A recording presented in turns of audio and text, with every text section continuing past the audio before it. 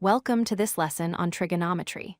Today, we are going to explore the quotient identities. Specifically, we will look at how tangent and cotangent are defined in terms of sine and cosine. By the end of this video, you will understand exactly why tangent equals sine divided by cosine and why cotangent is the reverse. Let's start with a quick review of the basics using a right triangle. You probably remember SOH CAH TOA. Sine is opposite over hypotenuse. Cosine is adjacent over hypotenuse. And tangent is opposite over adjacent. These three ratios are the building blocks for everything we are about to do. Now, let's look at the relationship between these ratios. We know sine involves the opposite side and cosine involves the adjacent side. But tangent involves both opposite and adjacent. This suggests there might be a link connecting them. What happens if we take the sine ratio and divide it by the cosine ratio? Let's do the math. If we write sine over cosine, we are essentially writing the fraction opposite over hypotenuse divided by adjacent over hypotenuse. When we divide fractions, we multiply by the reciprocal. Notice that the hypotenuse term cancels out perfectly. We are left with opposite over adjacent, which is the exact definition of tangent. So, tangent theta equals sine theta divided by cosine theta. We can also see this on the unit circle.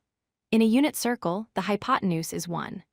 The vertical side represents sine, and the horizontal side represents cosine. Since tangent can be thought of as the slope of the line, which is rise over run, it makes perfect sense that tangent is the vertical rise, sine, divided by the horizontal run, cosine. Now let's talk about cotangent. Abbreviated as COT, cotangent is the reciprocal of tangent. That means it is 1 divided by tangent. In terms of a triangle, if tangent is opposite over adjacent, then cotangent is the flip of that, adjacent over opposite. Since cotangent is the reciprocal of tangent, we can derive its quotient identity easily.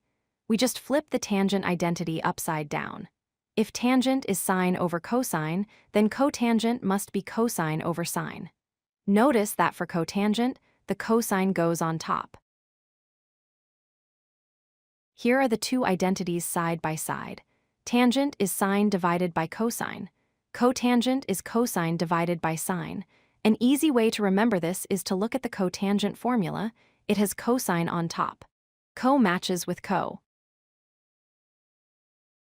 Why is this useful? These identities help us simplify complex trigonometric expressions. For example, if we have tangent theta times cosine theta, we can replace tangent with sine over cosine. The cosines then cancel each other out, leaving us with just sine theta. This turns a multiplication problem into a single term. To wrap up, remember these two key identities. Tangent theta equals sine theta over cosine theta, and cotangent theta equals cosine theta over sine theta. Memorizing these will be incredibly helpful as you move on to proving more complex identities in the future. If you like this video, hit that like button and don't forget to subscribe. Visit codelucky.com for more such useful content.